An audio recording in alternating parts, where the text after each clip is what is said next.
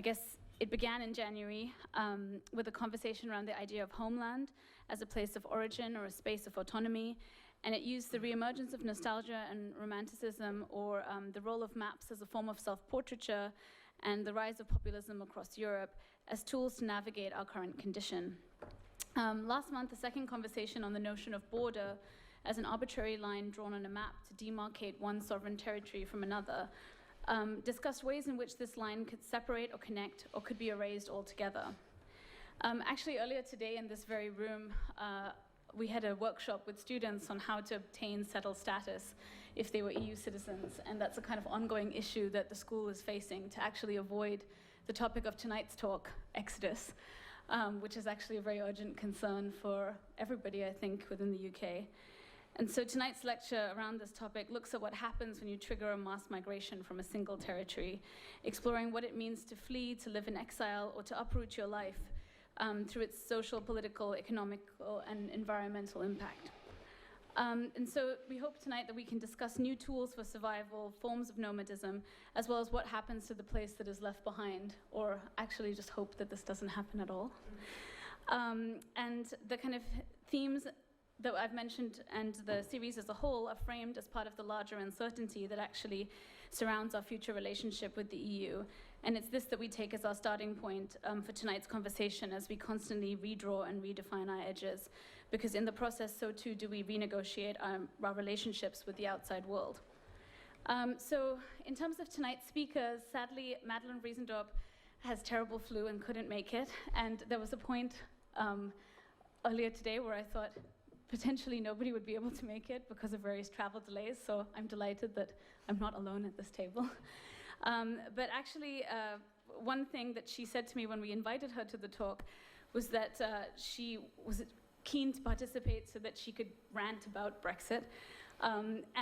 Because having made the UK her home for the last 50 years, she now feels as though she's about to get turfed out since she never got a British passport, and is frustrated by the level of uncertainty that surrounds her kind of future.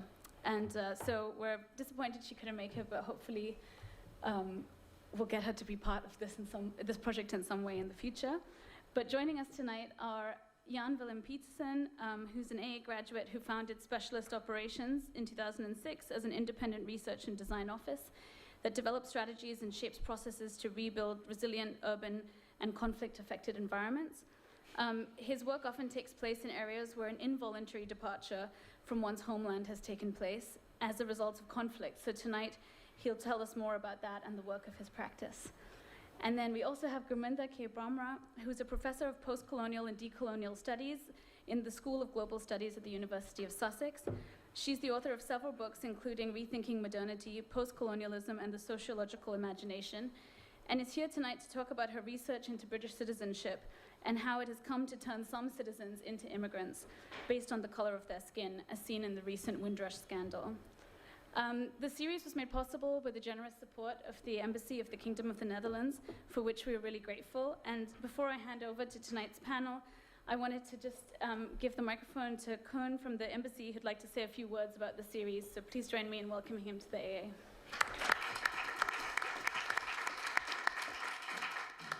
Hi, hello, good evening everyone. My name is Koen Guiking, I work for the Dutch Embassy, as Manija just said. Manija, thank you very much for organizing this, Florian as well, and panelists, thank you very much for showing up and making it all the way here.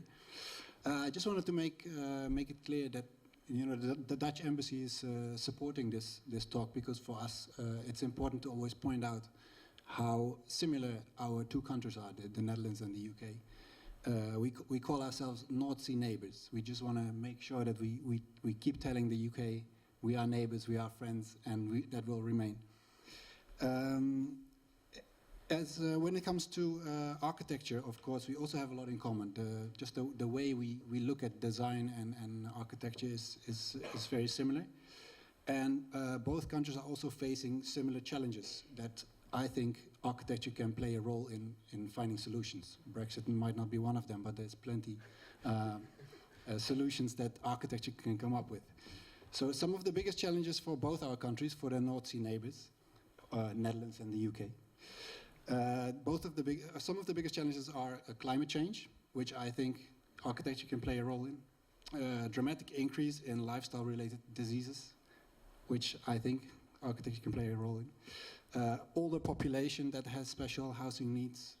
People moving from smaller towns in rural areas to the big cities, which is migration. And of course, the main topic of tonight, severe political instability elsewhere in the world, and a lot of people having to leave their homes and trying to find a house somewhere else. So these issues cannot be solved by architects alone or spatial planners alone, but I think you guys, all of you, can play a role in solving these issues. For example, climate change means we need to build homes and offices that are much more energy efficient and that can withstand harsher weather conditions, from extreme heat to flooding and heavy rains, and in some countries even hurricanes and those kind of things. And crucially, that is just to adapt to climate change. Crucially, we, architects, all of us, let's say, also have a role in avoiding this climate change and preventing the Earth from heating up anymore. And that is to build houses, in this case, build houses with less energy input, and use and reuse materials and find materials that don't require so many resources and so on.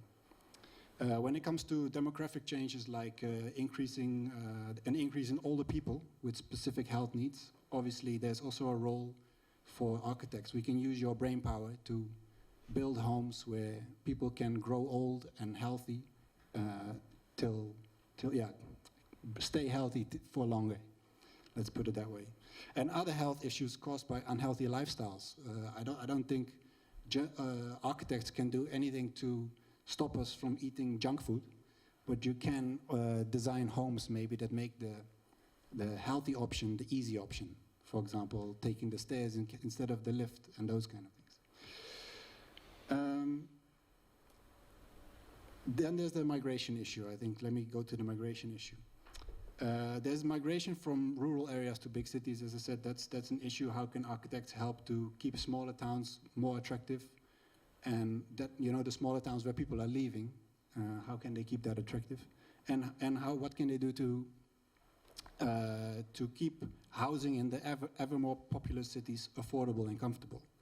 But then there's also the migration due to people from war-torn countries, which is, I think, what we're going to talk about mainly tonight. I don't know what architecture can do about it, but that's why I'm here. I want to learn these things. I want to hear, where do refugees find a new place, and can they call it home? What can architects do to help these people feel at home? What happens?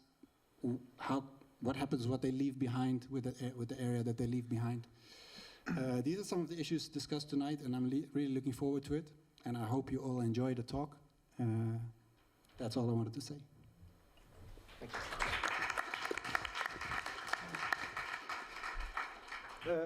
Yeah, welcome. So before we have our guests of tonight speak, I thought it would be interesting for a second to contemplate on the title of tonight, Exodus.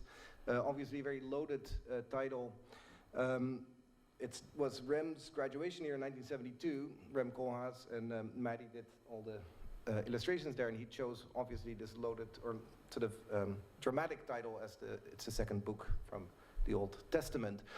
And Exodus speaks, or what I hope tonight, similar to the sessions we had before, is also think about what's the role of the designer indeed in here, and how do we act? And so Exodus, when I was thinking about it, has to do with the desire to go elsewhere for a better, say, economic or religious idea. So a search for freedom.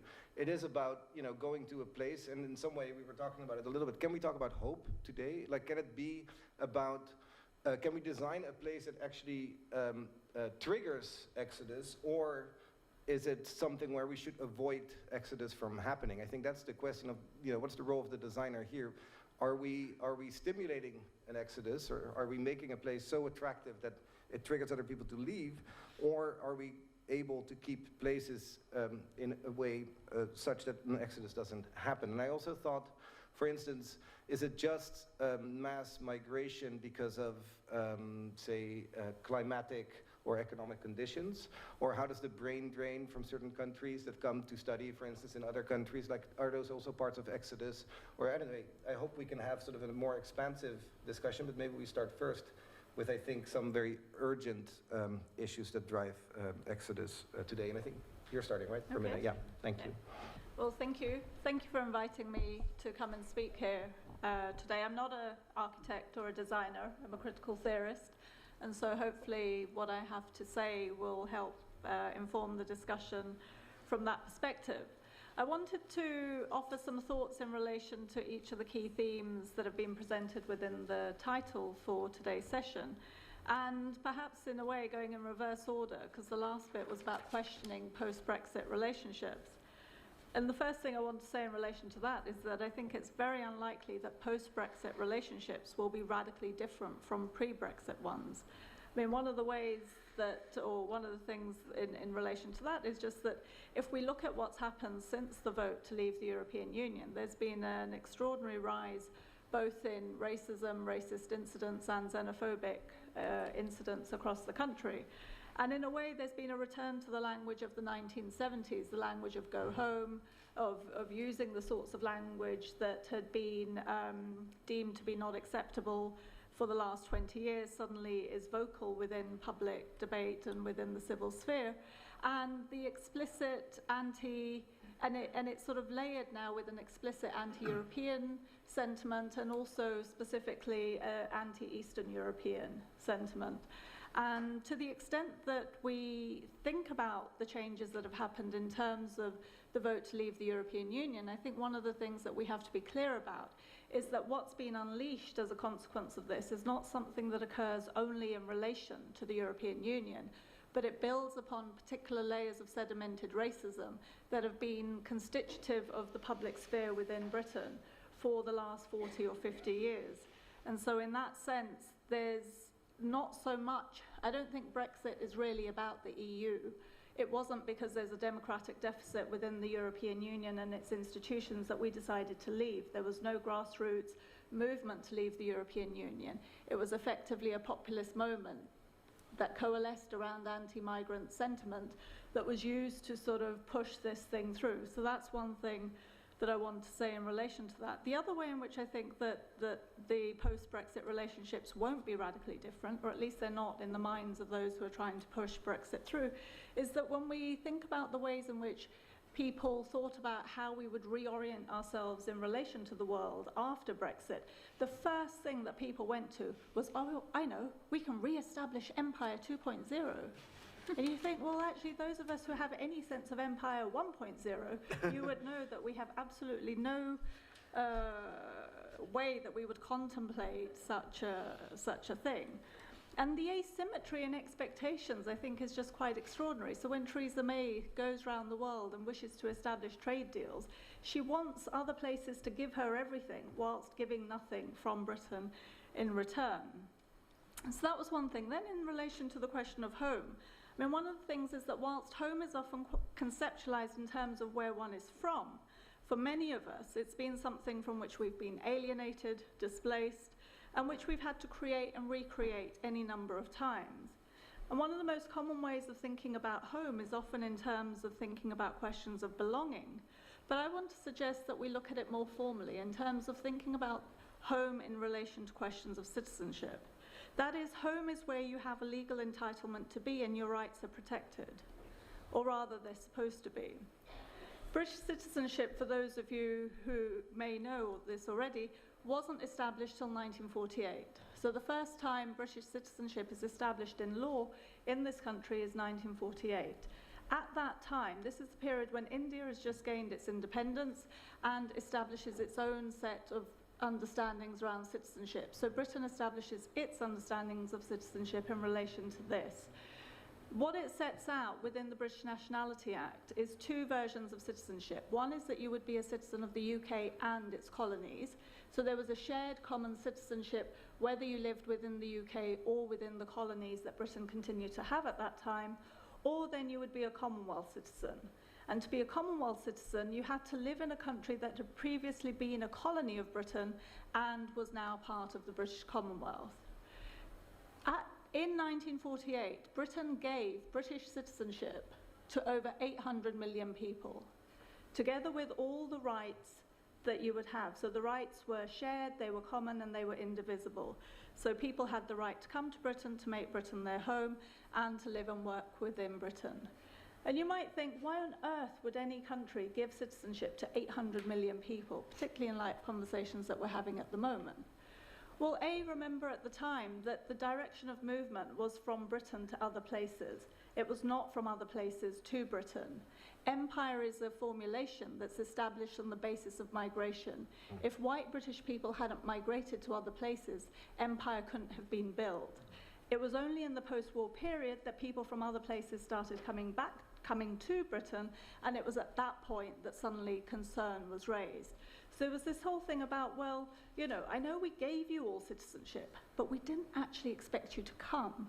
So once darker citizens particularly started to come in the post-war period, there was absolute concern about the fact that, you know, moral panic around what was called coloured immigration.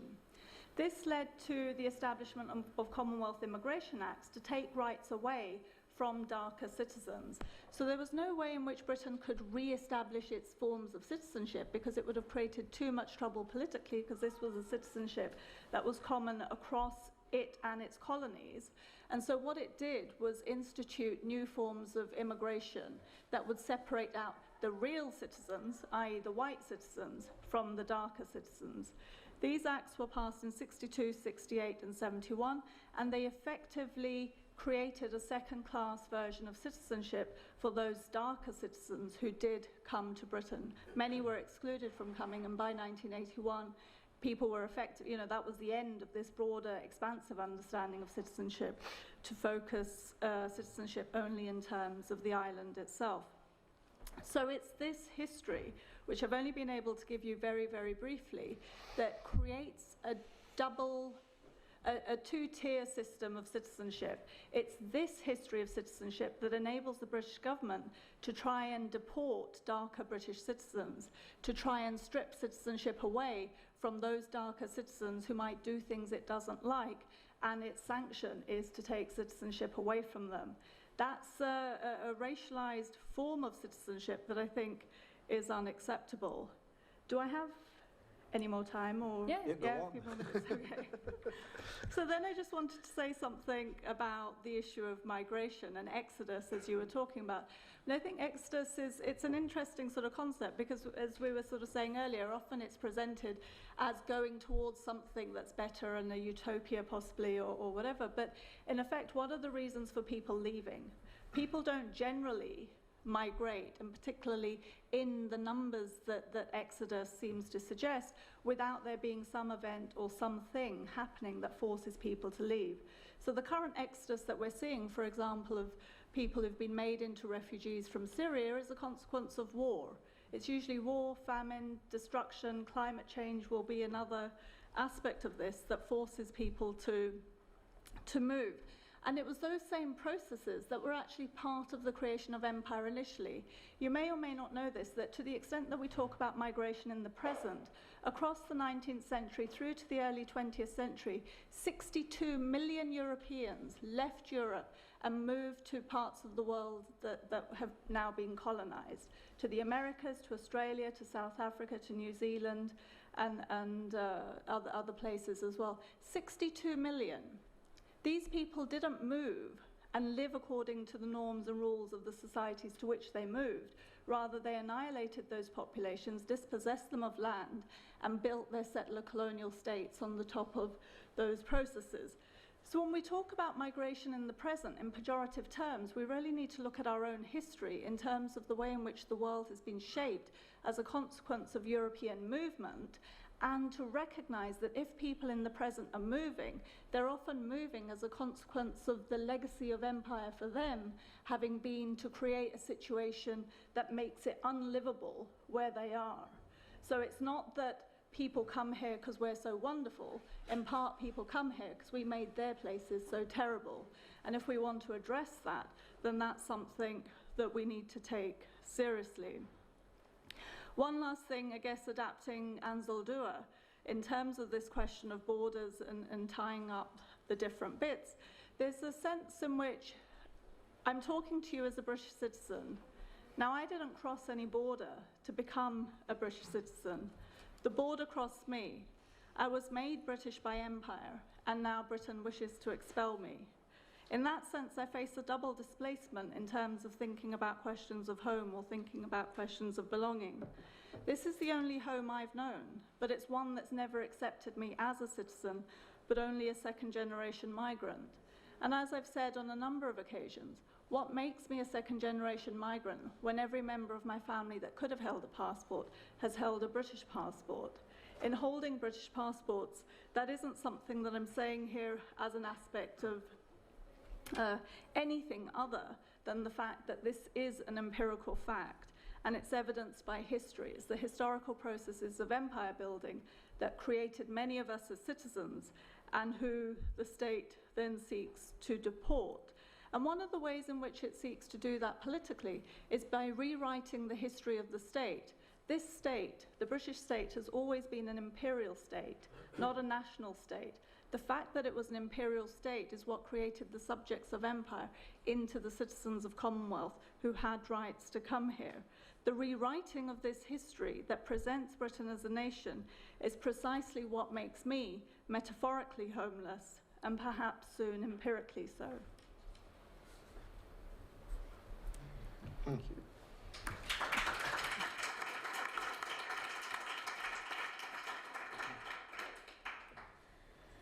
Jan? Neil, thank you.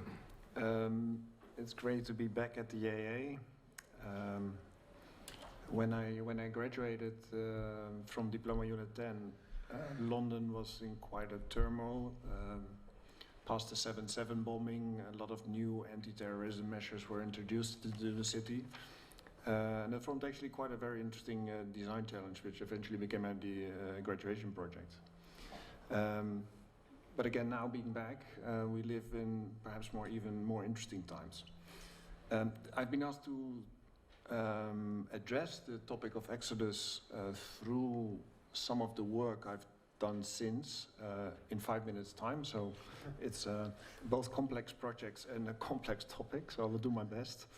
You can take longer if you need. Yeah, I will do my best to, yeah, I'll take some extra time.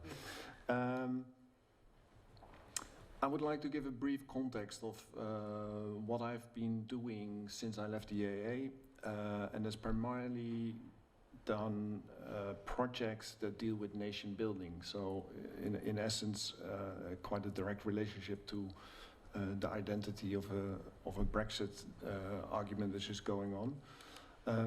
I have done so in Iraq and Afghanistan primarily. So mostly war-torn countries facing the exodus, and this is one example you see on the screen.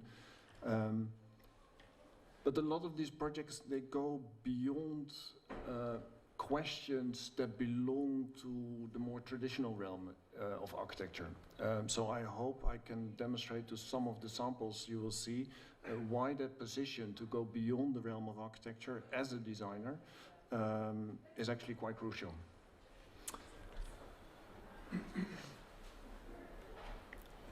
I recently came back from Iraq.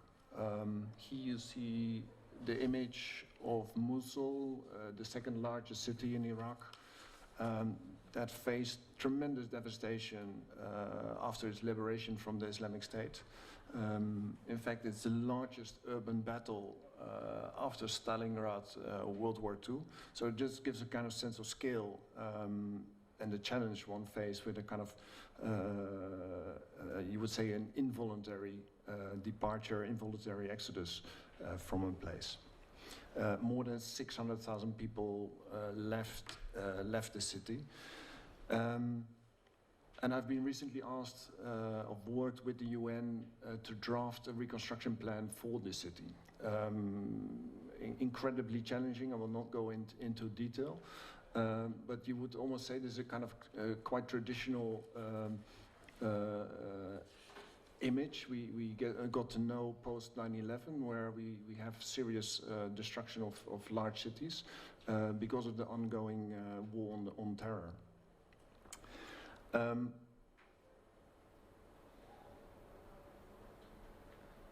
I will take you to Afghanistan to address actually the question not of a kind of exodus as an end state, but more as a kind of what is happening as a kind of process of transition, meaning what is happening to cities when they transition from conflict to peace, and perhaps that gives maybe some warnings or answers, lessons to be learned when that process happens in reverse, meaning going from a relatively peaceful country to a country that potentially faces the threat of civil unrest. So just a couple of examples what a city is facing. Here you see the kind of result of 35 years of war. The people who couldn't leave are left behind, in this case Afghanistan, Kabul. And you might expect like people fleeing war, but for the ones who cannot, they will traditionally go to the city to avoid insecurity or economic hardship. So the cities, especially Kabul, exploded in its growth. And you would expect that kind of influx of people to be settled, the sudden influx of people to be settled in settlements, much more ad hoc urban forms. But there's an image from the northern part of Kabul where you see a kind of tremendous grid, yet it's not planned. And one of the remarkable reasons for that is that 3/4 of Kabul after the Taliban period is designed by very powerful warlords, very powerful influential figures. So actually individuals who are shaping the city to a large extent. So they work for the people, and ironically, it's a service being provided which the state could not provide. So individuals start to take the place of a kind of central government. And here's an example of this entire neighborhood you see is being laid out in a very designed manner, in a grid manner, by a very famous Afghan warlord. But there are also other issues happening. Obviously, there's a tremendous social reshuffle, meaning new people gain political influence.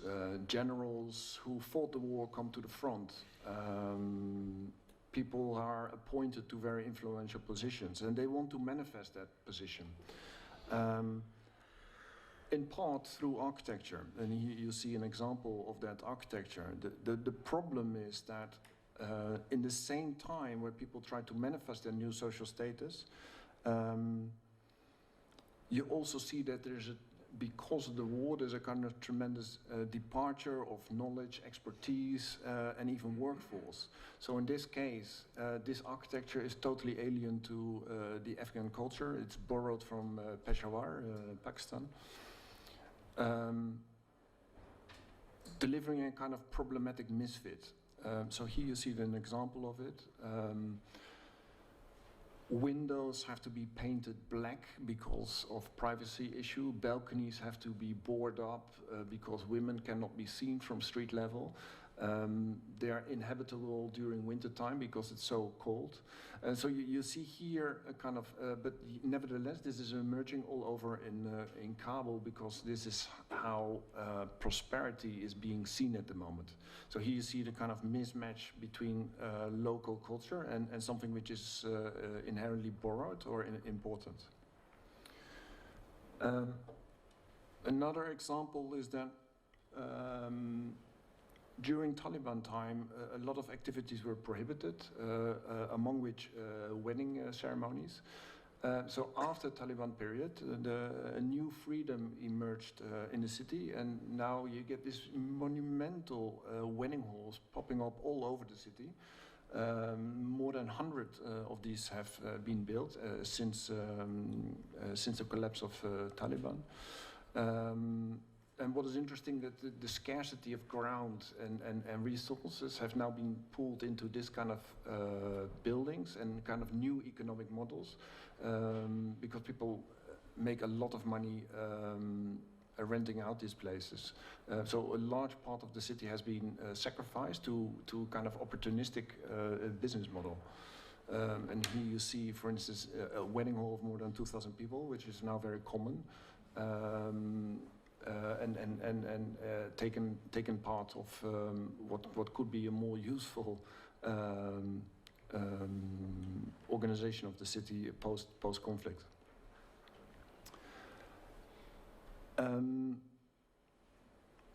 I could go on endless on all this kind of forces that start acting on the city and redefining the city in the way we live as a result of this war and conflict. But there's also part how do you shape a world for the ones who are left behind, and then this notion of stability comes in. Once again, Afghanistan. I've traveled a lot there to look at the kind of reconstruction and nation building that was happening in the country, and it's actually truly remarkable if you look about the efforts by the international community which have taken place. Here, a map of Afghanistan with a lot of dots. There are more than 128,000 projects and programs undertaken in the country. So schools, buildings, clinics, roads, you name it.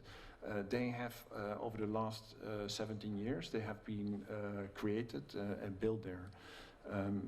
So to give you a sense of scale, the Americans alone have poured in more than $17 billion rebuilding this country. So in an effort to stabilize or rebuild the livelihood of the people there.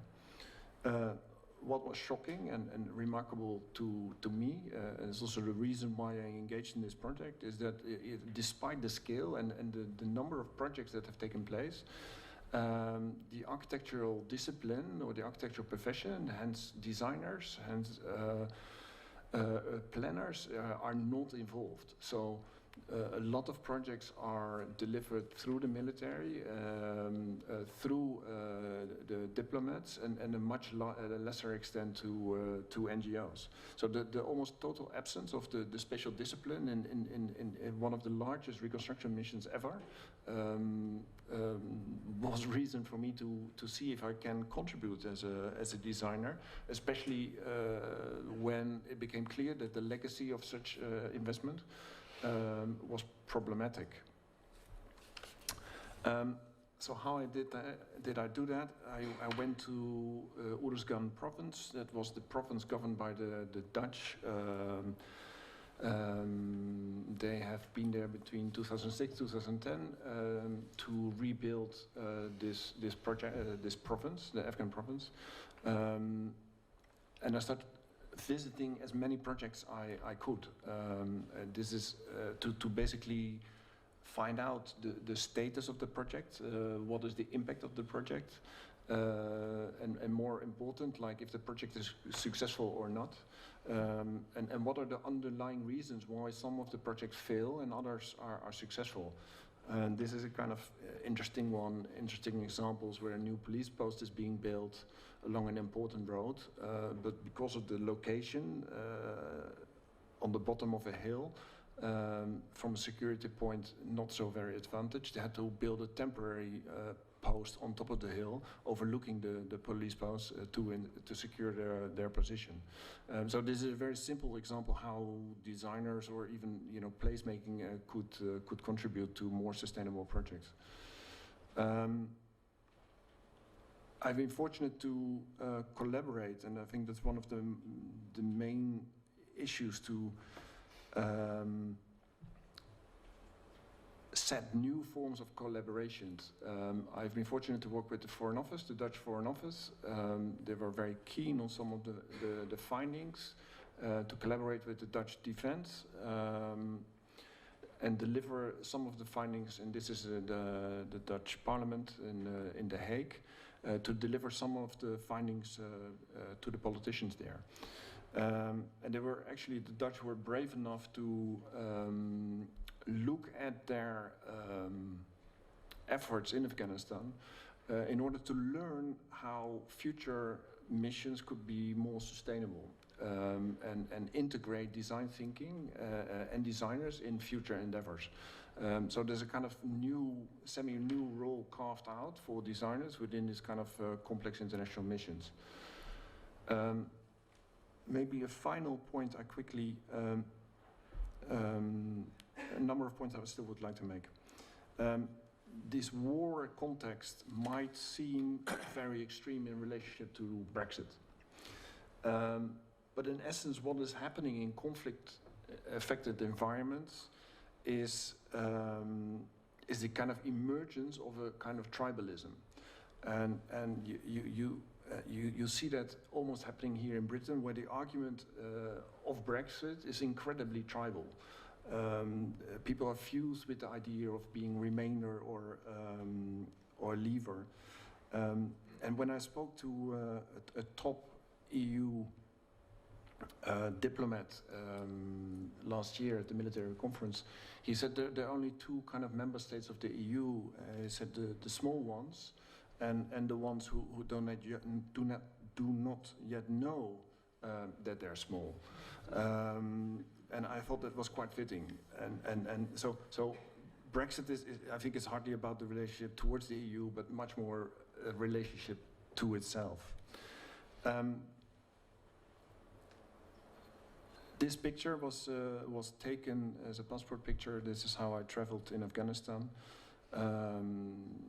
This is not a kind of dress-up exercise, but this was a way to travel relatively secure, be with the local population, and set new forms of engagement. And I think the reason why I find it very important is that it enabled me to go to territories where very few Westerners, if at all, ventured. So it enabled me to come up with a kind of content which was relatively was unknown, and it became kind of instrument for the kind of future reconstruction missions. The final thing is, like, I think architecture is inherently optimistic in nature. And even when it's sometimes quite hard to be optimistic, when you're standing in Mosul and see all the destruction, or you see the kind of efforts that are not so successful, or you look at the kind of dire conditions that Brexit maybe promises us. I think it's a duty of the architect to contribute in a kind of constructive manner. We increasingly live in a world where there's a kind of search for very easy answers to rather complex problems. And I think as an architect who is not so much form-focused or not so much object-focused, but really engaged in kind of how certain kind of processes that are happening, how these processes can be shaped and how you can contribute as a designer to these processes, I think it's quite crucial to help shape a kind of informed debate. It's also like help shape informed decision making. For instance, regarding international missions or how cities in conflict are being rebuilt. And of course to counter a certain kind of pessimism and the relatively fact-free arguments that seem to emerge more often. I think I will leave it at that. Great. Thanks.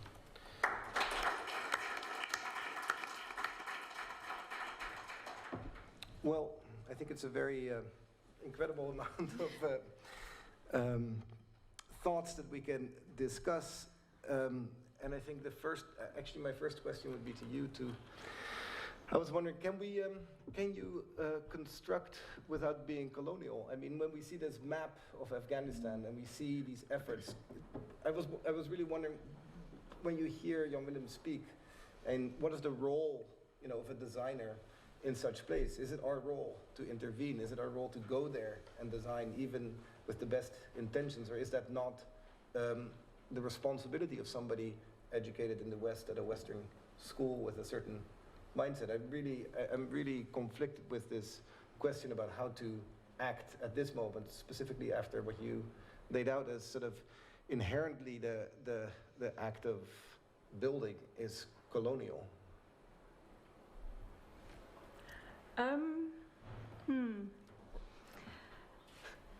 Well, it depends in what context and with what notions of consent as well. I mean, it's that aspect of, I don't think that things have to be judged in their context. And so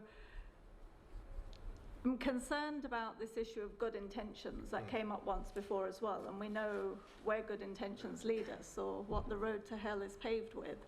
And so in that sense, I'm sort of worried about that and who gets to participate in the conversation about what gets to be constructed in any particular place.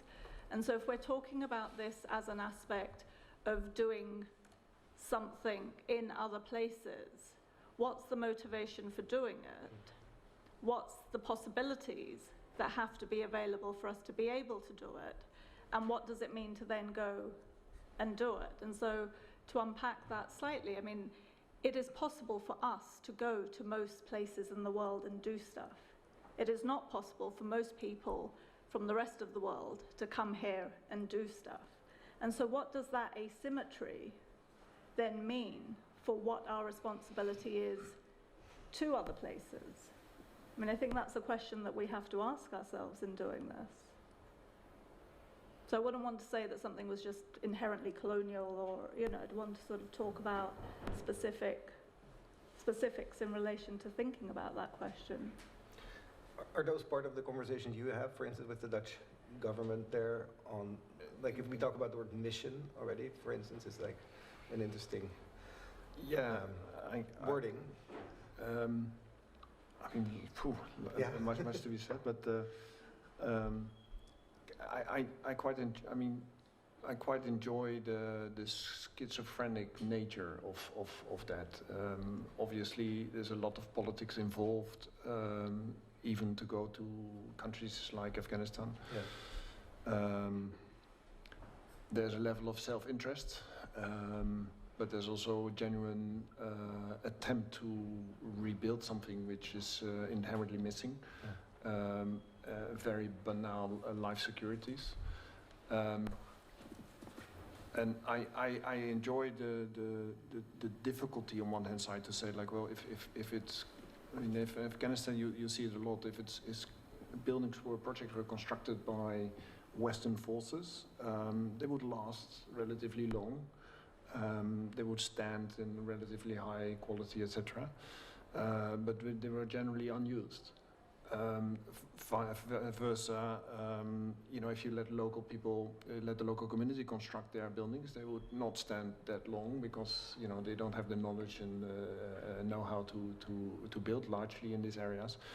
So they would be effective for like maybe half a year before it will run derelict. So you get a kind of very interesting thing, like when do you act and when do you overstep?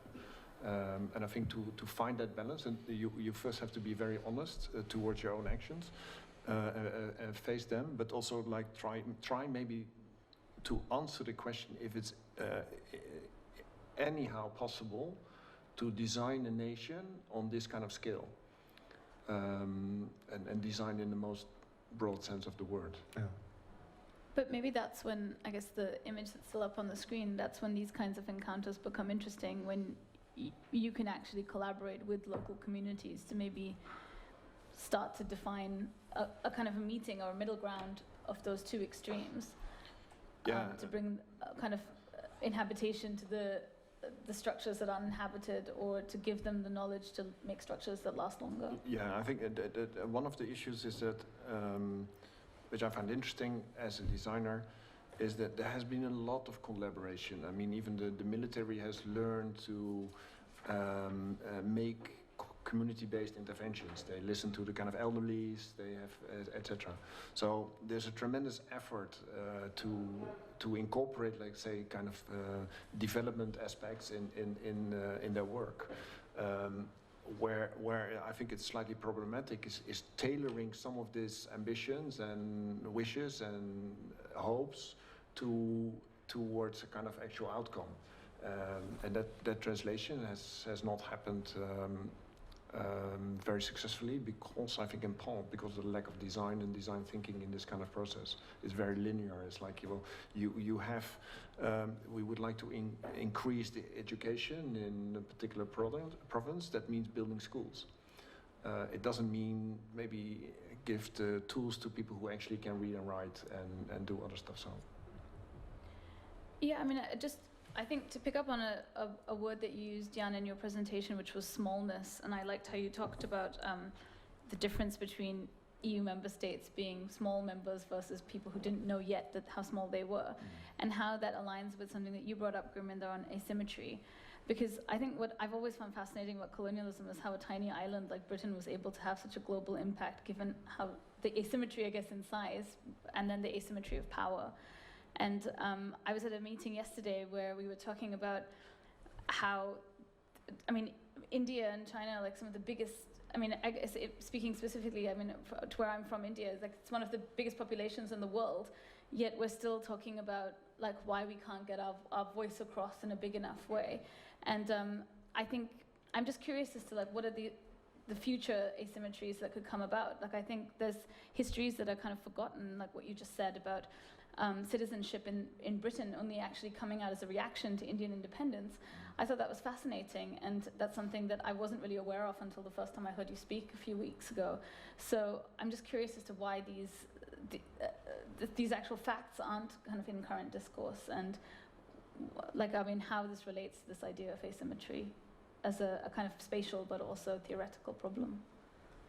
Well, I mean, historically, if we're sort of thinking about colonization, there's a recent, I mean, the scholar, she's a economic historian, Utsa Patnaik. She's been writing on this for quite a while, but her work has been popularized quite recently. And there was an article which talked about the extent of money that was or wealth that was taken out of India, that wasn't used only in terms of building up Britain, but then was also used by British people in other settler colonies, so in the US, in New Zealand, in Australia, and so on. And on a conservative estimate, she argues that over the 200 years of British colonial rule, Britain took, in today's money, $45 trillion out of India over that period. And so if you think about that amount of money being extracted from a particular country, and that's only from India, not from the other colonies. So you think about the extent of resources that were extracted, the labor that was taken, the British participation in the trade in human beings, the profits that were derived from plantation labor, from coerced labor. When you talk about all of that and add it up together, that wealth in itself generates further inequality. So the accumulation of a small amount of wealth enables you to accumulate more wealth, which enables you to accumulate more. So the asymmetries that we see in the world today are not natural in any sense. And I think one of the problems that many disciplines have is approaching the present as if the present was naturally produced. And to think about, if we understand the present to have been produced historically through particular sorts of historical processes, then we would have to recognize that the wealth that we currently have and we enjoy is a consequence of the very same historical processes that have produced poverty elsewhere. And if we don't want to address those inequalities simply in terms of issues of charity or benevolence, then, which is our dominant frame for thinking about how we might address poverty in other places, but if we thought about it in terms of issues of justice, then we might think about it in issues of redistribution. So we might then think about it in terms of issues of reparations. And here I'm talking about social democratic reparations, where it's not the paying of money to individuals, but the paying of reparations to other nations who have been put into the position that they are as a consequence of our extraction of their resources. So in that sense, I don't think it's so much for us to go and intervene there. We need to make recompense for the injuries we've caused. and how we do that is something that I think that without doing that, we're not going to address the asymmetries that exist. Could we speculate about how to do that? Meaning, and I would like to go back to this map maybe that you had of the of what is being done there as projects, and I don't know how many projects you described, but I'm curious, who are the nations right in here, and what are they doing? And because if you say, I mean, you're saying extraction leads actually to exodus, no, in some way, like extraction has led to mass migration, and that's actually where we are at this moment. And so, if we would give back, and if this would be seen, I mean, this could be a map maybe elsewhere, but I'm curious if who are the nations that say giving back, and I'm wondering if you could. It seems when I see this map, I think everybody has intentions beyond giving back, or sort of new forms of extraction are being, created. It's my sense. But would there be a way where this could just be giving back? I mean, would that be, in your thinking, a way that we could go about it? Yes, I mean, one of the things that we have to realize is that for every $1 of aid that we give, we get $23 back. Yeah.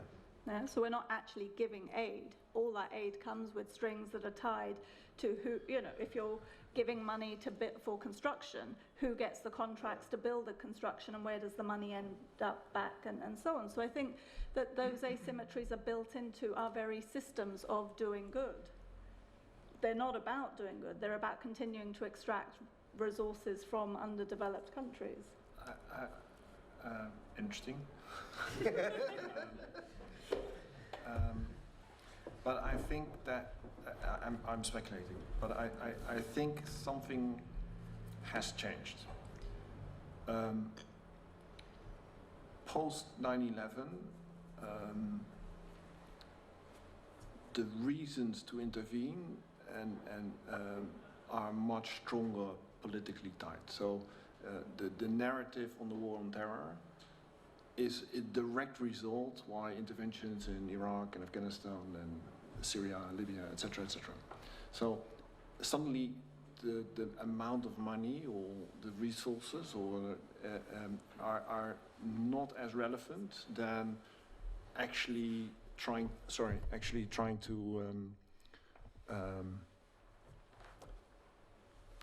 to provide some kind of weird notion of security. If you look at, I'm staring at the map, but if you look at, there are over 52 countries, were 52 countries acting in Afghanistan. None have the kind of overarching reconstruction approach. They mostly have quite different doctrines. Americans are very much about we deliver really large-scale projects in return of intelligence. The Dutch, for instance, were slightly more on a kind of comprehensive approach to involve much more the diplomatic part and the development branch. The Germans were actually much more institutional, and the Turkish, because of the Muslim background, they were able to get much closer to the local community. So I think all I'm trying to say is that kind of I think post 9/11 and post Afghanistan, the motivation is quite different. It's not to extract anything anymore. It's not to colonize. It's not to. Is basically to fight a war that one doesn't want to fight on their own home ground, and you see the difficulty with that now emerging, very much preemptive. But you see the difficulty emerging that once one steps into this kind of realm, it's very hard to leave. So they have now a huge obligation to establish some sort of level of security for an entire country, and I think that kind of responsibility is very hard to take. Should we maybe at this point open it up to questions from the audience? If you have questions to continue. There's a question in front. Just a quick question, I mean, so that it doesn't become two sides to the story. I think, Jan, it's interesting that what you're saying, because I think you're both right, very much so. But it's interesting that the colonizations are so complex now. So of Jan's work I know more about because I've seen it being done, and I was aware that this was, 50-something countries that are involved. The amount of money, if I remember rightly, is more than the Marshall Plan to Germany during the time. So huge bucks went into Afghanistan to its reconstruction. I think you're quite right to some reparation to some of the empire that worked that way. I think here we see an example of a change. I think Holland has been brave enough to do this work, actually, and reassess how money is being spent. I'm not sure the UK has done that in the same way, so I think they haven't opened up in the same way that Jan is being positive. And I think the financial side of things is completely changed. So I think London is being, in a sense, or Britain is flooded with Chinese money in one sense, in terms of infrastructural projects, in terms of buying sites. London is being transformed by investment from abroad. Projects are built for land banking. So I think it's become very, very complex indeed. I think the terrorist version, or looking in that way, is one, and the imperialist version is another. But it does seem, and I'm not being gloomy, I am an architect and I will be cheerful at one point, but it is interesting because I think the complexity is much broader. And I think Chinese investment is really quite serious. I think the idea of non-exodus is also quite serious. So I happen to have two nationalities. I am British, but I'm also Venezuelan. So I see a state in which you can't move out. No. And there are these theories taking place. So they say, 3 million people left, but actually that's nothing compared to the population that's left in there. So I think it's very, very complex at the moment. And I think in that particular case, aid to Venezuela, the new leader seems to be coming with the Americans. So it's almost impossible. In that sense, you're completely right. I mean, he can't make a single move because he's seen as America sort of, in a sense, indulging in Latin America yet again. So history is definitely there.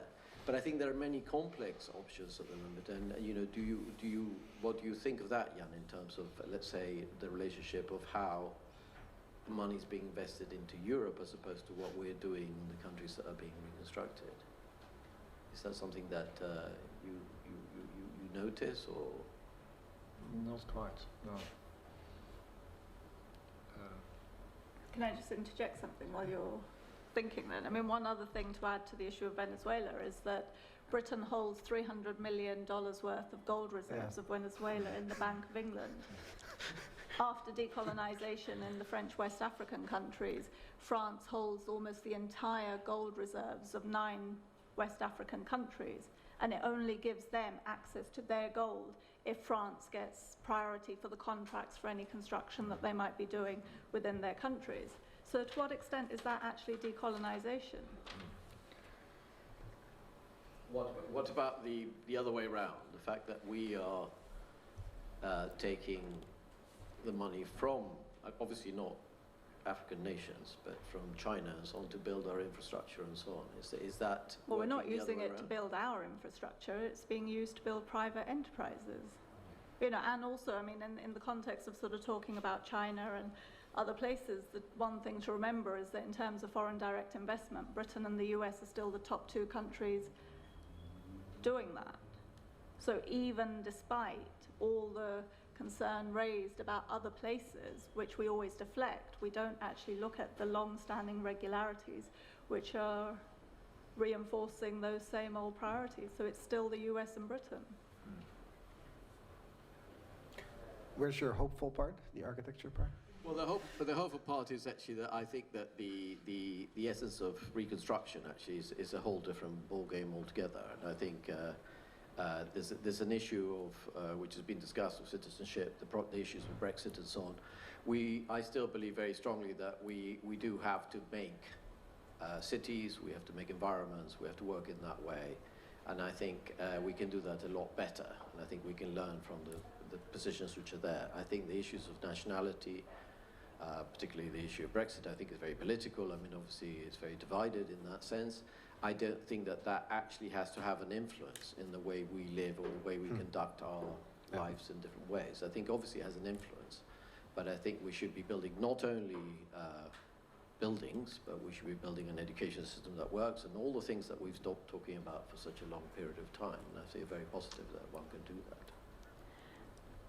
I mean, just to pick up on something that you raised, I think that we also don't think that each of you come from an opposite stance. I think actually earlier today we were talking about what architecture can learn from critical theory and vice versa, because I think they're two approaches to the same issue. And I was just wondering if, through listening to each other talk, if either of you could reflect on that while we wait for our next question from the audience. That's not the easiest of questions, is it? That's partially why we're here. I mean, I Do you guess want to like, say a bit more about I mean, I think in terms of, I mean, framing it as a kind of much wider problem to, I think in your talk you were really, some of the hard-hitting facts are things that people just don't necessarily know about. And looking at the kind of flow of wealth or power from one place to another is something that is quite hard to see when, in your case, Jan, you're kind of there on the ground intervening with people who, you know, haven't thought about the fact that their building doesn't have an overlook point to protect it. And I think it's about that kind of that degree of specificity versus that sense of an overview that is, I mean, from my mind, hearing you both speak, I could see that there's a kind of a sense of collaboration that's needed to frame maybe what we do as architects within a kind of larger global sense of these asymmetries. What I think is I think is a classic divide between, you know, groundwork and more overview. But what I quite enjoy is that the harmlessness of architecture is a really nice entry point to address some of the bigger topics. So in this case, the mission in Afghanistan was quite charged in Holland politically and in the media. But when I first came there, it's like, well, I'm just looking at some mud buildings and schools and a kind of little canal, and it's, you know, that's it. So, you know, it was relatively harmless. But if you look at the effect or the impact of these kind of efforts, they quite quickly propel in a different realm, like how we conduct international missions, in what kind of configuration we do this, what kind of expertise is on the ground and what is actually needed, etc., etc. Yeah. So it quite quickly became something else. But I think that as an entry point, I think it's quite helpful because no one in any position felt themselves attacked in any way. It was kind of rather constructive in nature. So we came and work. So I think that's a really nice position for architects to be in, almost that it's unthreatening. I mean, the question about architecture being mostly harmless, though, I would have to raise a sceptical eyebrow. I mean, surely architecture is always for some purpose, and the question is, whose purpose? Yeah. You know, the extent, so if you think about the building of railroads across Canada, it wasn't those railroads were not built for the benefit of the indigenous peoples within Canada. They were built in order to construct Canada, the nation, the settler colony, and to actually provide the ability for settler colonists from the East Coast to move to the West Coast and claim that territory as theirs. So it's the imprint upon another peoples of who it is that you believe yourself to be through that. So No, I totally agree. So I maybe it has been a very long day, but it's not the architecture itself that's harmless. It's highly political. I think we all know that. But to analyze or to address certain problems through architecture in the most banal way, to look at bricks and mortar, is a very very interesting way, because I think architecture is rarely understood outside the architectural realm. So I think that's quite a nice entry. Well, so last time we spoke about borders and you know, the act of architecture is the act of drawing a line, and as soon as you draw a line, you create a border. And so we spoke about erasure, and would you argue, I mean, since architects always try to ask themselves what's next and what should we do, if we are fully aware of everything and sort of have the historic perspective and understanding with which you can help sort of, you know, have people see why we are where we are, would then be destruction or, you know, removal be one of the acts that we should be thinking about? Should we remove the train line? Well, it depends, you know, so these things become taken up by other people, and sometimes they're found to be useful and used, and sometimes they're not, and they fall into disrepair. So I think that that's one of the aspects. I mean, you were saying yourself that some buildings get built, but nobody uses them. So what's the point of a building that isn't used? And even if the other building only lasts a year but is used and then is rebuilt, is that a more sustainable way of actually building? We don't have to build for stuff to last forever. We just have to build for it to be usable for the purpose for which we built it at the time. And is part of the problem, the sort of, you know, talking about optimism before, and I was wondering about the relationship between optimism and hubris in that context. And is it just... Architects tend to be very hubristic. Well, in a way, you have to be to construct in that sense. Exactly. But then what's the relationship between that and capitalism? Because it's not as if the buildings that we build in our current age are buildings that are simply functional. Some of them are just purely egotistical statements. Yeah, What's the or point of even that? places to park money, basically. Yeah. Yeah. And in the context of climate change and the world going through what it's going through, is this really what we need at the moment? If we as a species are going to be able to live fulfilling lives for a longer period? I mean... Yes.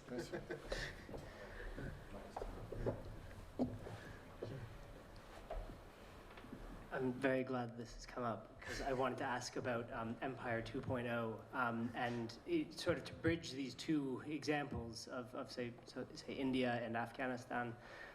The idea that we've somehow switched from a physical imperial colonialism to almost a neoliberal colonialism or a capitalist colonialism, and just this how different that is. You know, you spoke about the U.S. and the U.K. and I think almost, you know, the U.S.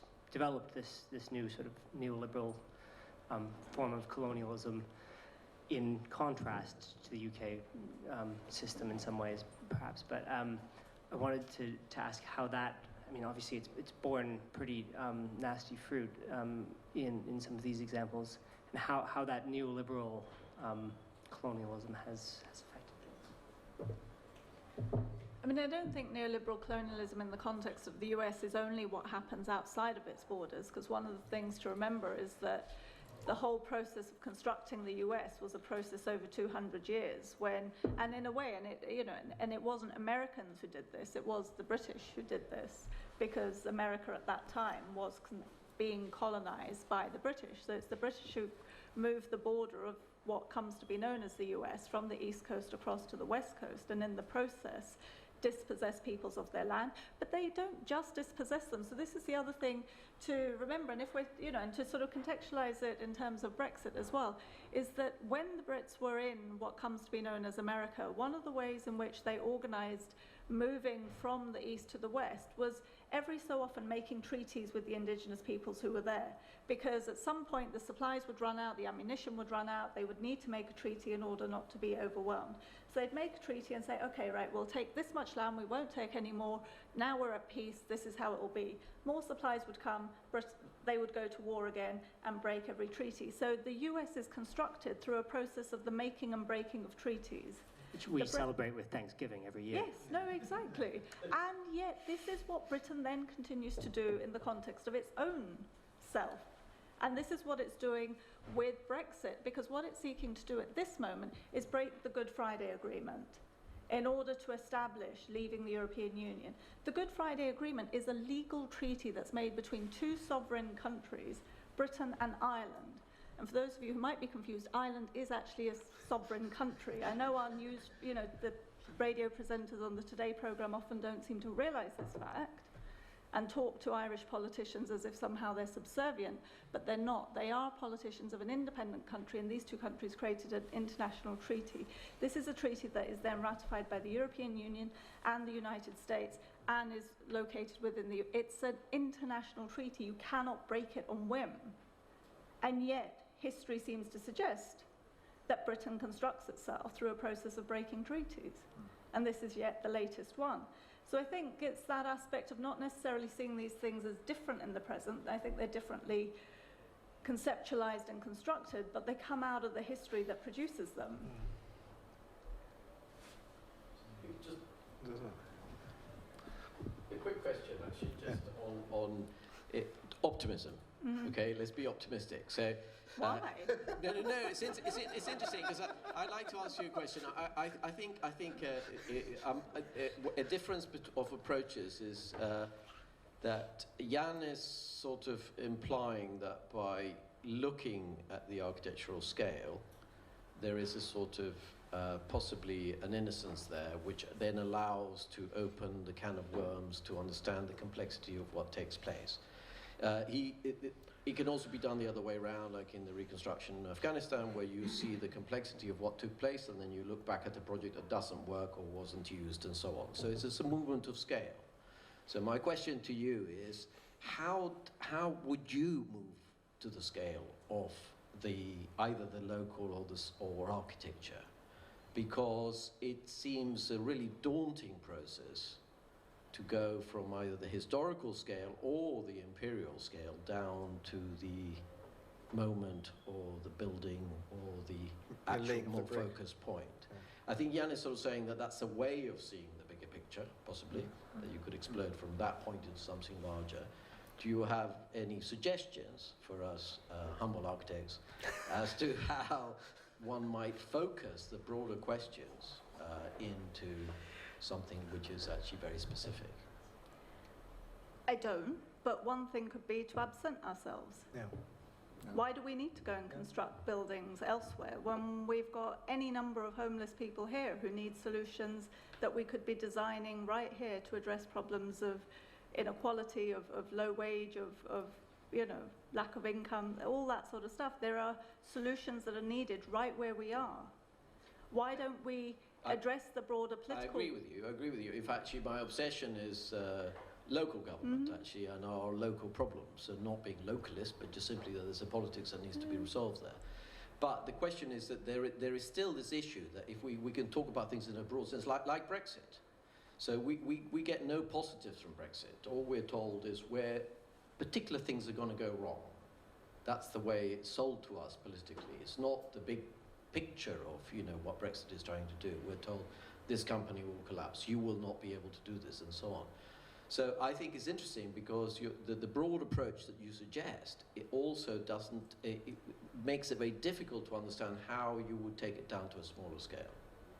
So railway lines, yes. Going from east to west in America, yes. 200 years and then America becoming independent. But how do we then take that down into something which is specific, I think is maybe a question that a lot of architects try and ask themselves. So a lot of the ways in which modernisation processes in other places have been talked about is often within the frame of coloniality, modernity. Thinking about modernity is always rooted within some colonial understanding. And yet for many of the thinkers and intellectuals in other places, it wasn't that they rejected coloniality, modernity. They rejected the coloniality aspect, not the modernity aspect. So people around the world have sought to develop different ways of thinking about things and doing things. Often they've not been able to because the resources that they might have used to construct those had been siphoned off out to support infrastructure projects within the metropole of the empire, not done within the peripheries and so on. So the issue isn't about whether the project is done or not. It's about who gets to decide what project gets done at what time and in what manner. And who do we think we are to go somewhere else and tell people how they ought to be living? I think that there's a question of politics around the notion of reparations, as I was talking about, but that reparations ought not to come with strings. It ought not to come with, here I'll give you money, but I'm going to be the architect, the construction company is going to be ours and so on, and we're going to tell you how best to do this because we know and you don't. I have a question. Yeah, without, I'm interrupting in this discussion perhaps. I wanted to know, without making it political, what are you doing, Jan Willem? Because you showed us something with the police building and there was a tower and it was overlooking, but I didn't really get what you are doing. What are you attributing to this thing in Mosul or in the other place in Afghanistan where you were? Could you elaborate a bit? Yeah, sure. Actually, it's quite simple. There was no kind of overview what the impact of the reconstruction mission in Afghanistan was. So there was very little notion of what has been achieved, especially after the departure of international forces. So 2 years, 3 years, 5 years down the line, what are the results of all these efforts?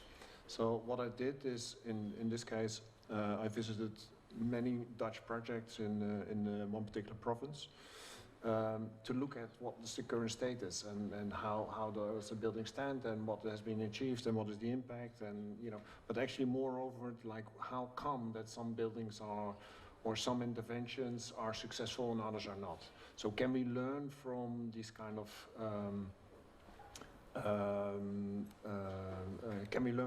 projects, either their failure or their success? So I've done that, I've documented, I've spent many months traveling there, presented it to the Ministry of Foreign Affairs, presented it to the Chief of Defense. They both embraced it. Now we're talking and we're discussing on how to improve potential future international missions.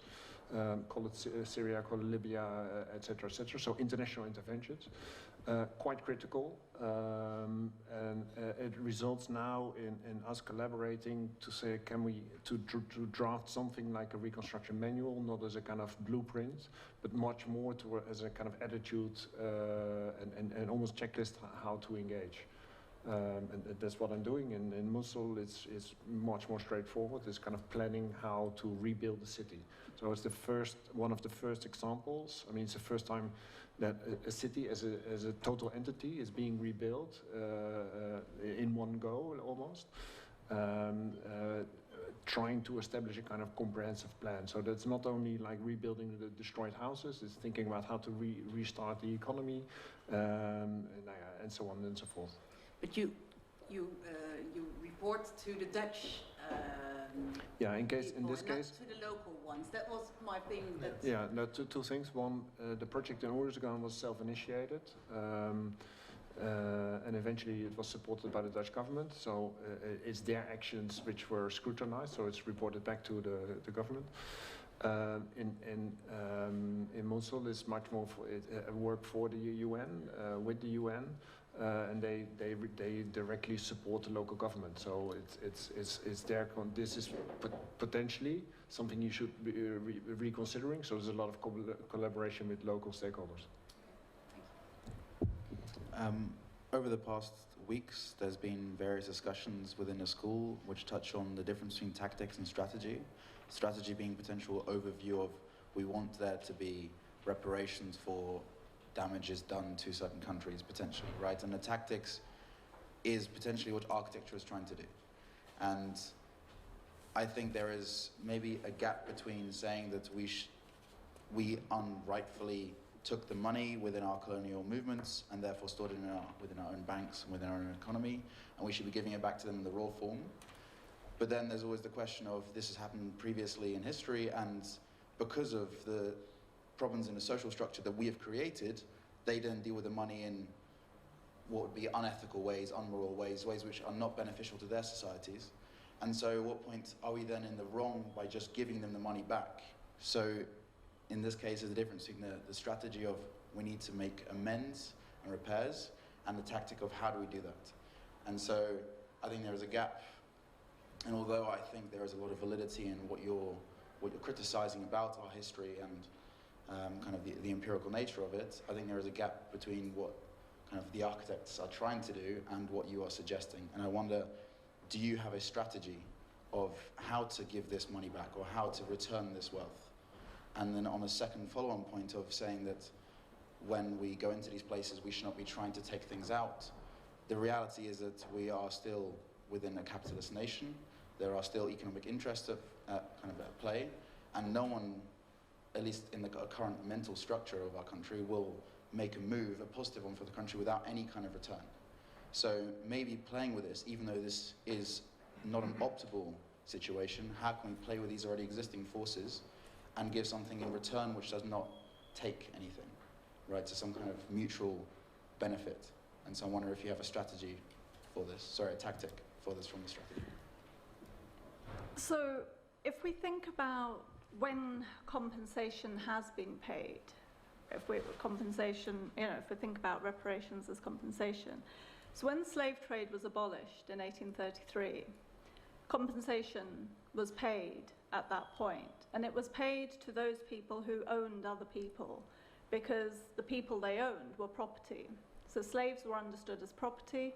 Because the slaves were being freed, the people who owned them were losing something. And according to liberal law, you cannot take somebody else's property without recompensing them for that.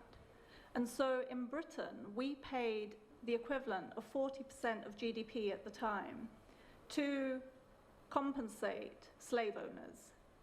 And that, if you saw the tweet from the Treasury, the very misguided tweet that was sent a couple of months ago, we only finished paying off the bonds that were taken to pay that amount of money literally last year.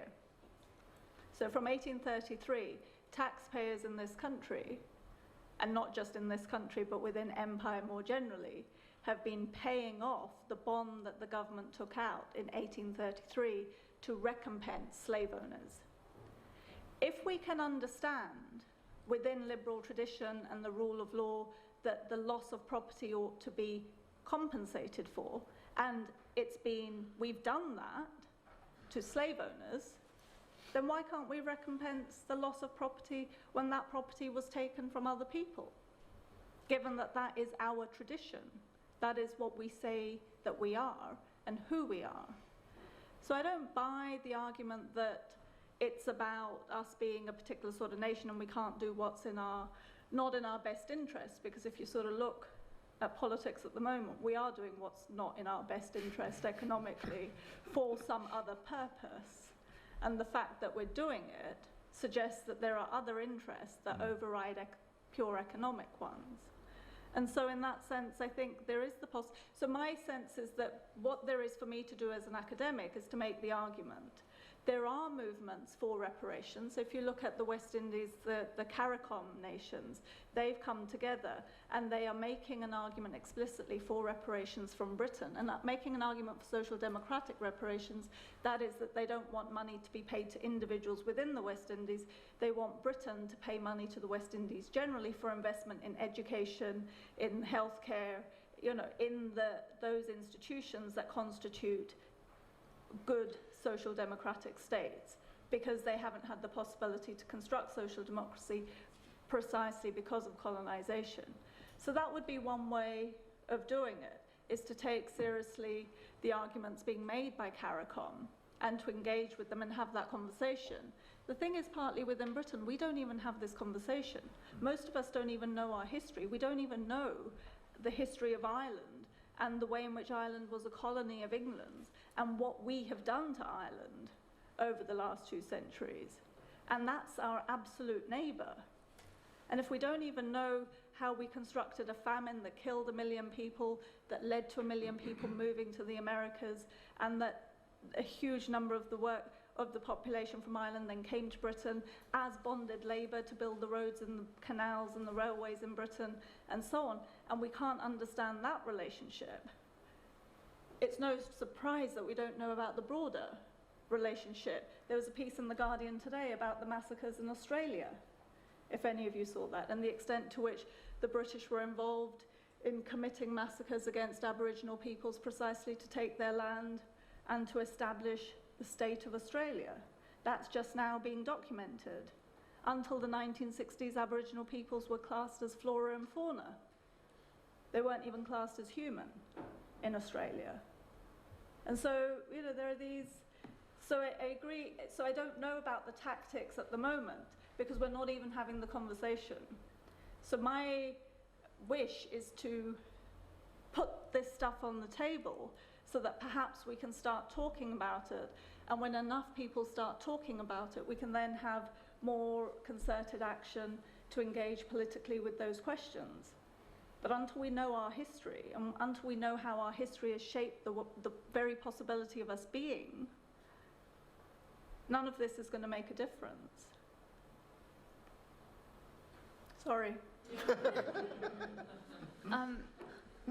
Do you have an urgent question? It can be the last question, it's fine. I'll give you the microphone.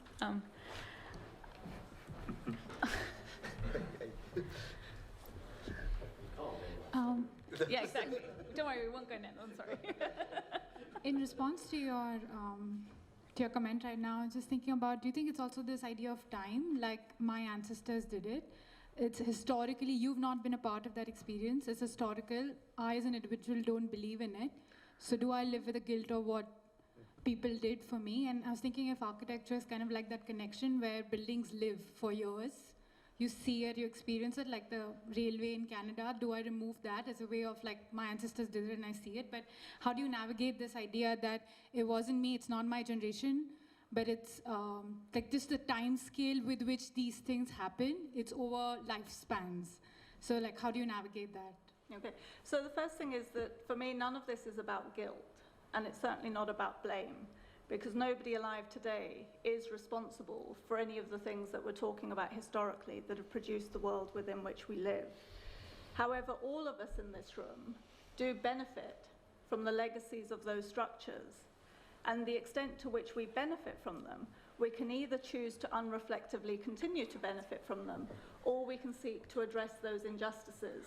Because if, as I've said before, the historical processes that produce the inequalities in the world are historical processes that have shaped the possibilities for all of us to be here in this room today, we benefit from those structures. We may not be responsible for the creation of them, but if we don't contest them, we're responsible for their maintenance and their reproduction. So we have a choice. We can either choose to maintain and reproduce the structures that we think are unequal, or we can choose to contest and address them. This is, for me, it's really not about blame or guilt. It's just about how we choose to position ourselves in terms of those histories and how we wish to take responsibility for where we are in terms of the sort of world we want to leave for the generations that come after us. I think that's, I'm sure there's loads more questions, but I guess we are running out of time, and I know. Okay, fine. Just can you wait for the microphone? Thanks. I was just wondering, there's one word that didn't come up much, and just to come back to kind of the framework we kind of used to in architect, client, user. I think the word sovereignty has been a bit missing tonight, especially in the way that it allows us to define who is the final user. And I think the attempts you undertaking are great in what they can inform us, and the content and kind of how things work and the dynamics of taking on these subjects. It's a great source of information, but there's kind of this daunting question behind all of this, is that where does the architecture scope end? And I do feel that the intersection between both of your interventions kind of really points at that, is that where does the scope end? And I was wondering if a last word about sovereignty and how that might bind both your interventions. Thank you. That won't be a short. quick fun answer. Well, I mean, in a way, the issue is sovereignty to the extent of who gets to decide what goes on within the territories over which sovereignty is claimed. Who's the user? Yes, absolutely. If there isn't sovereignty, then we have no idea who's the user. So we might just be very powerful tools in the hand of abusive agendas. Jan, did you want to add anything? Yeah, I mean, I started this kind of journey with the very interesting, I think with a question like if it's possible at all, you know, is it possible to intervene at all as designers? Are we equipped? Do we have the instruments? Do we, etc. But also in essence, is it possible to intervene in countries in a kind of rightful, sustainable way to actually contribute something positively? And I think that is happening more and more post 9/11. I don't have the answer to that, but I'm trying to find ways to actually contribute to that when it's still when it's possible. And I think even now it's more and more interesting. It's like, would you intervene as a designer in or contribute as a designer in Syria? You know, with the kind of current government, knowing that you could potentially help a lot of people, destroyed cities as homes and so on, but under a government which is questionable. So these kind of questions are on the table. I mean, you bring up a really interesting point about Syria, because I was having a conversation about Raqqa recently as like the world's most destroyed city, and that destruction was perpetrated primarily by the UK and the US and partially by France. And there's a project that they're trying to do to kind of bring the impact of that destruction back to the UK so that people can be aware of what's happened, because it's too distant from us. And I think in a way, like I definitely don't think, Gurminder, you have to apologize for your position, because I think it's really important that we have discussions like this, and that we don't, I agree, we don't have enough of them, and people aren't exposed to the fact that there's a much bigger picture of it. But I think there's also a degree of helplessness where we see all these things happening, and we see our government's role in making them happen, and as an individual you kind of want to get involved and step in. And I think that's what has always intrigued me about Jan, your project being kind of self-motivated. So I mean, I think from the perspective of someone who organized these talks on behalf of the AA, and from our perspective of having conceived of this as an idea, I think we were really thrilled to bring people together in each of the 3 sessions to talk from very different perspectives about what does a kind of uncertain future mean for us within the UK, but also how can we make that a kind of very relevant project that's happening globally. And it's not just happening in here. Like, I think even in the border lecture, we were talking about borders that exist all over the world. And I think we have to keep framing it as a much larger conversation. So I think this isn't the end of the conversation. I think it's just the beginning. But in terms of tonight's conversation, I hope you'll all join us upstairs to maybe chat more informally with our speakers and talk to each other. I'd like to really thank the Dutch Embassy, because it has been a really important series of conversations, and without your support it wouldn't have been possible. And thank you to both of you for tonight, and to Florian for producing this whole series with me. And thank you to everyone for coming to all of the talks. So now that all my thank yous are done.